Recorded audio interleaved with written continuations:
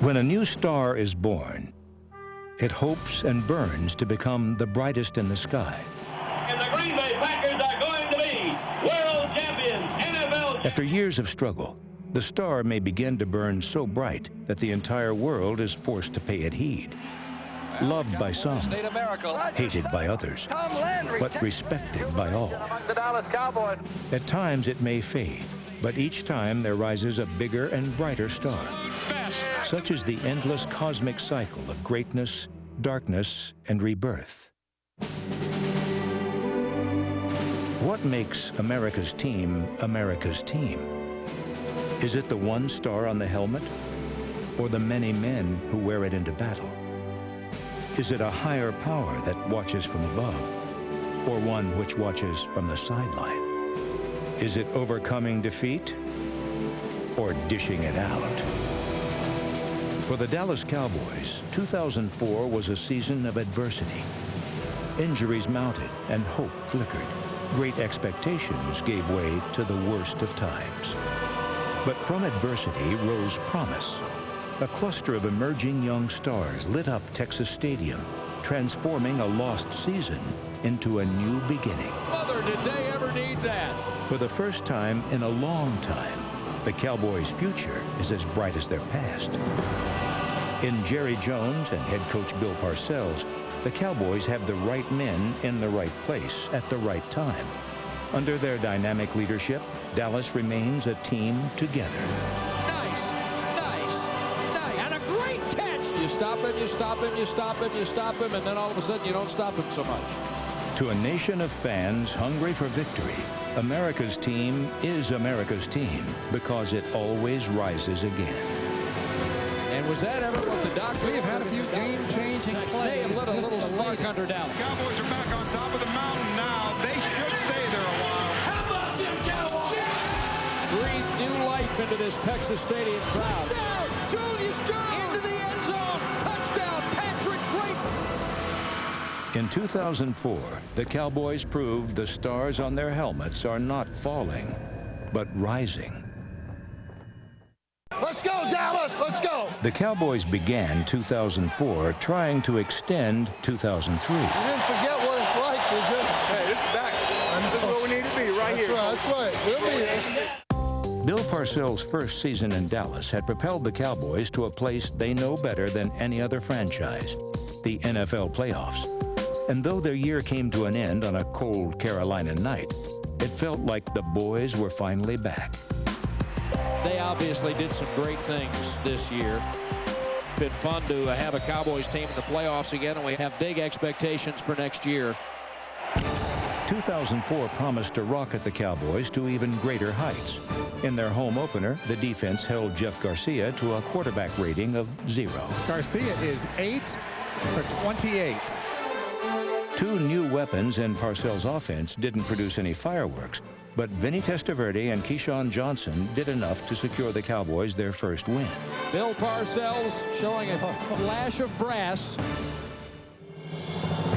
Dallas trying to extend its mastery over the Redskins. 1 week later, Parcells and the Cowboys met an old rival. And with protection from Pro Bowl guard Larry Allen, an old quarterback proved he could push the sun back into the Monday night sky. Testaverde stops and sets. Jason Witten, touchdown Cowboys! The Dallas defense welcomed Mark Brunell to the NFL's nastiest rivalry. And in the fourth, another flash of brass promised to put the Redskins away. This thing is just not going to go quietly, isn't it, this game? Pitch left to Anderson. There's a, it's a halfback pass.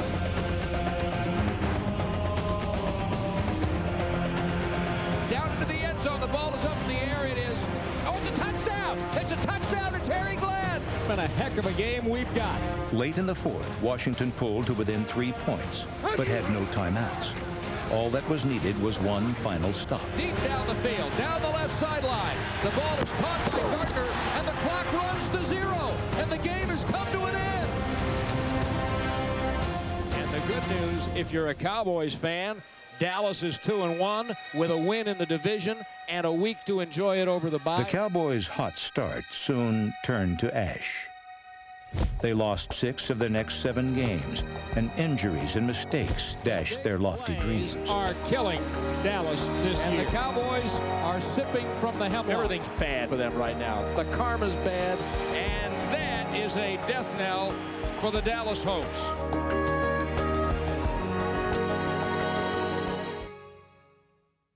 America's team is more than just a star on a helmet. The men underneath those helmets made the Cowboys what they are, and the men who've since followed keep that star shining bright.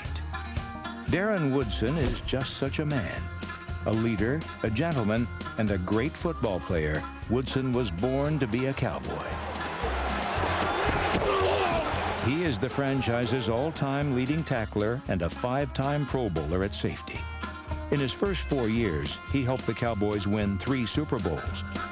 As a veteran, he helped guide Dallas through tough times, earning the trust and respect of his teammates and coaches. Darren, you just keep them positive. No matter what happens, you keep them positive. Defense on 3. 1, 2, 3, defense! In Dallas, history is never quite history. Whenever Woodson and Roy Williams took the field, they lined up with fellow safeties Mel Renfro, Cliff Harris, and Charlie Waters. And for 2 glorious seasons, Woodson and Williams made their predecessors proud and their opponents tremble. But in 2004, a back injury forced Woodson out for the season and ultimately out of the game. The mantle of leadership fell upon the shoulders of Williams. And though things were tough at first, he made sure the hits kept on coming. Oh boy, did Roy Williams lay a shot on him. Named to his 2nd Pro Bowl in just 3 years in the league, Williams is a bulldozer. His presence on the field ensures there's always a little doomsday in the Dallas defense. Williams leads a young secondary that includes immensely talented corner Terrence Newman, who topped the team in interceptions and passes defended. Since being drafted by the Cowboys in 1999, linebacker Dat Nguyen has been a tackling machine. In 2004, he led the team in stops for the 3rd time in 4 years. Well, I told you Dat Nguyen would have a big day. His talent is undeniable, his passion contagious, making him the man to lead the Cowboys' young linebackers, such as the emerging Brady James. But pressure is the name of the game, and 2 Dallas defensive linemen apply it better than most. That is the kind of play from their defensive line that the Cowboys desperately need. Greg Ellis made his 7th year in Dallas his best, recording a career-high 9 sacks and menacing the line of scrimmage. And Leroy Glover's motor never quits. In 2004, it powered him to his 5th consecutive Pro Bowl. But despite the talent of the Cowboys' defense, the unit, like the team, struggled throughout 2004, until Philadelphia. With 3 weeks to go in the season, the Dallas D found its way. In the 2nd quarter, Ellis separated Donovan McNabb from the ball. And 5 plays later, Keyshawn Johnson gave the Cowboys a slim 7-6 lead. Now, but we got a game. Here's a deep ball down the right side. Newman is there. Newman the interception. And Newman has the Cowboys' 2nd turnover of the day. Defensively, the Cowboys played the way they always knew they could. McNabb looked like a gnat in a hailstorm. But it wasn't enough against the eventual NFC champs. And the Cowboys have played a game today that would have beaten a lot of teams. That loss will rip your heart out right there. Not much went right in 2004, but hopes are rising for the future, and not just because of the defense. What the Lord has in store for me, it shall come to pass. It's been a tremendous ride. I think it's only fitting for me to leave the game and move on with my life and retire as a Dallas Cowboy. You don't know how much this star really mean to me. Look, 45. Let's play with intensity. Let's play with some enthusiasm. Let's play like kids, guys. Let's go. Come on. Most backs, almost all backs would have gone down. I really want to thank Jerry Jones, who has taken a gamble on a kid from Pensacola, Florida, who was 5'9½", wasn't big enough, wasn't fast enough, according to some folk. And in my mind, I think that gamble paid off. For 13 glorious seasons, Emmitt Smith opened the eyes of Cowboys fans to the stars. Emmitt, the facts are that your place with the Dallas Cowboys, your place and what we're about as a franchise has always been secure. He got in. Touchdown, Emmitt Smith. You were always a Dallas Cowboy. Third down and a long two. Never was he more of a Cowboy than in the 1993 regular season finale, when the spirit of a champion overcame the limitations of his body. And Smith is down. Emmitt Smith is down at the Giants' 30. Smith ran headlong into Cowboys lore, carrying the team to a division championship on one good shoulder. You'll never forget the day Emmitt Smith ran 32 times for 170 yards and caught 10 balls for 62 and did most of it with one arm. In Dallas, Smith ran with legends. Calvin Hill, Tony Dorsett, Don Perkins, Herschel Walker, Walt Garrison, and Robert Newhouse all established the legacy he built upon.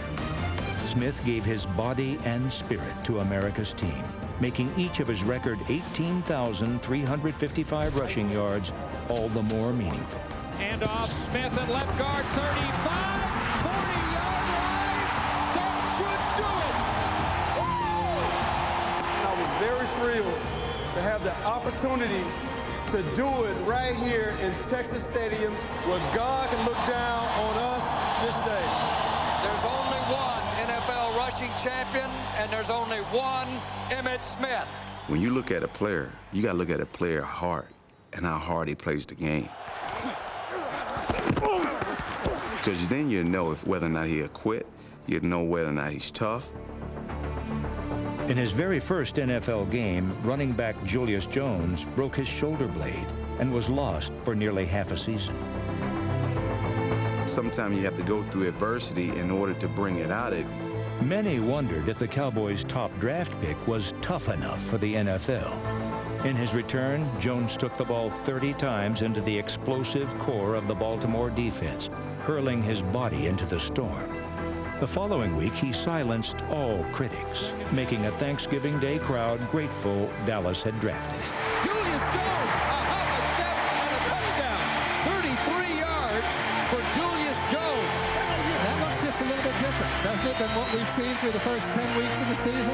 Jones ran 33 times for 150 yards, avoiding defenders when he could, driving both shoulders into them when he couldn't. Well, it's quite a day for the young man from Notre Dame. In the fourth, Jones helped the Cowboys take a 14-7 lead, giving his body for the good of the team. And even before his second touchdown run put the Bears away, the Cowboys' season had turned electric. Second and goal at the 4. Handoff Jones coming right to the goal line. Bang, bang, touchdown. Julius Jones. Jones's rookie season gave Cowboys fans one very important thing: hope. Every time he sliced through the line, every time he exploded around a corner, every time he left a defender clutching at air, hope that better days were not far off swelled in hearts across the country. Julius Jones blowing out of the backfield and exploding down the sideline. You can't stop him running the football. You just can't. You cannot stop the guy. Jones's small stature belies the size of his game. He joined Earl Campbell as only the second player in league history to carry the ball at least 30 times in 3 straight games. He does not shirk from physicality. He welcomes it. Jones can take by force what niftiness cannot. Mr. Touchdown. Touchdown, Cowboys. In the last 7 games of 2004, Jones posted numbers most rookies would die for, rushing for over 800 yards and reaching the end zone 7 times. In Seattle, Jones had the kind of game many veterans would kill for. That's Julius Jones, fellas, number 21. The rookie made the Monday night stage his. Jones's 198 rushing yards represented the 3rd best single game total in team history, and 2 touchdown runs helped the Cowboys build a 29-14 lead. Draw, Julius, coming up the middle. He scored. Touchdown, Cowboys. But nothing came easy in 2004. In the 4th, the lead turned into a 10-point deficit. Another loss seemed certain. But with under 2 minutes left, Vinny Testaverde and Keyshawn Johnson sparked Monday night magic. Holyoke, Massachusetts. They're not dead yet. Okay, the onside kick to give Dallas a chance with 1:45 remaining. Dallas recovered it. Jason Witten. Don't anybody leave yet. Cowboys history is defined by great comebacks, and as Jones led the team to another one, it was impossible not to wonder if the franchise was beginning its greatest comeback of all. 37 seconds left. They're going to run a draw to Julius, to the 15, to the 10, to the flag. Touchdown, Julius Jones. And they have gone from dead to alive to dead again to back. And America on Thanksgiving and Monday night has just discovered Julius Jones. As the Cowboys rose to new heights in 1970, their spectacular new home, Texas Stadium, was also rising. Many call it the world's finest football facility. The team of the future will pursue its destiny in the stadium of the future. The Cowboys' home is as much a part of what makes them America's team as anything else. In 2004, they began the process of creating a new home, a stately pleasure dome greater than any the football world has seen. The vision of owner Jerry Jones will soon be realized in glass and steel, a fitting home for the Cowboys and the pride of professional football, the Super Bowl. But building the stadium will be a team effort, one every Cowboy and every citizen can be proud of. Vote yes, November 2nd. Put the Cowboys to work for Arlington.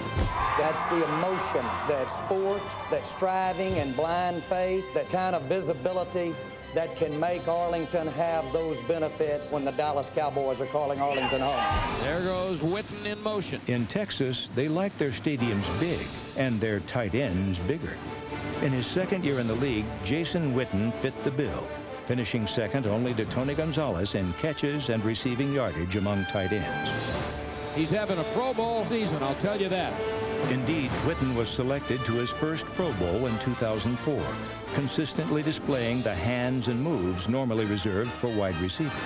I'm thinking at some point they're going to put somebody else on 82, aren't they? I think I'd pay him a little attention. Witten's journey is just beginning. The stadium of the future might be on its way, but the tight end of the future is here now. In 2005, he'll be joined by several other pass-catching threats. Acquired in a mid-season trade, Quincy Morgan proved to be dependable, even sensational. And before he was felled by a season-ending injury, Terry Glenn made the sensational routine. It was an absolutely spectacular catch by Terry Glenn. Rookie receiver Patrick Creighton made the kinds of big catches that suggest his selection in the 7th round was a steal. Boy, has this kid come on. Hey, he's just caught everything thrown to him. And then there's Keyshawn. Reunited with Bill Parcells, Keyshawn Johnson came to Dallas and made his living in the middle of the field.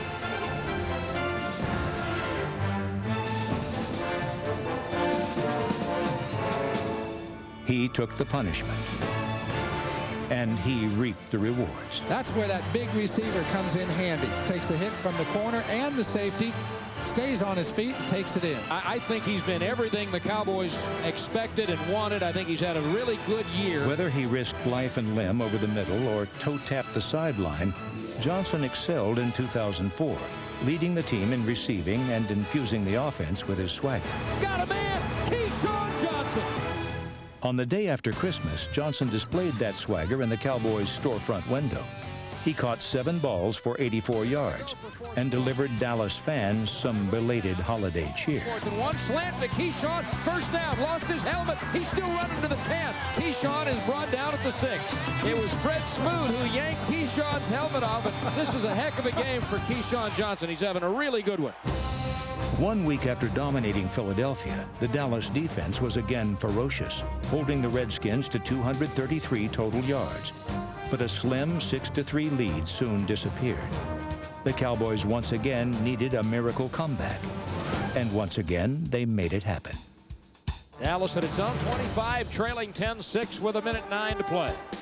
And here's your ball game, 4th and 10. Over the middle, caught.